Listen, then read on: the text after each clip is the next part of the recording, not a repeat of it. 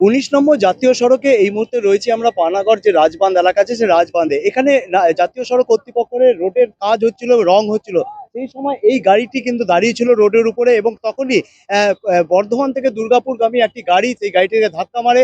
ধাক্কা মারলে ঘটনাস্থলে একজন গুরুতর আহত হয়েছে। ঘটনাস্থলে কিন্তু আমরা দেখতে পাচ্ছি কাকসার ট্রাফিক পুলিশ রয়েছে, কাকসা থানার পুলিশ রয়েছে।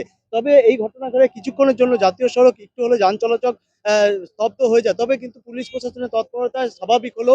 এই ঘটনা কিন্তু কিভাবে ঘটলো এবং সেই ঘাতক লরিটিকে সন্ধান করছে কাকসা থানার পুলিশ এবং ট্রাফিক পুলিশের পক্ষ থেকে। পানাগড় থেকে সুভাষ দাস, সারা বাংলা দর্পণ। অ্যাক্সিডেন্টটা অ্যাক্সিডেন্টটা এরা রোড কোম্পানি গাড়ি, এটা রোডে কাজ করছিল রঙের। আর ওই দিক থেকে একটা ডালা উঠে এসে এর সামনে মেরে দেয় গাড়িটার উপরে। গাড়িটা পাল্টে হয়ে যায় রোডে, আর ও ফাঁকা অবস্থায় পালায়।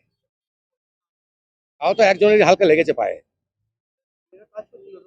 রোড কোম্পানি লোক, ওরা রোড কোম্পানি কাজ করছিল। আমার নাম সুবোধ চন্দ্র।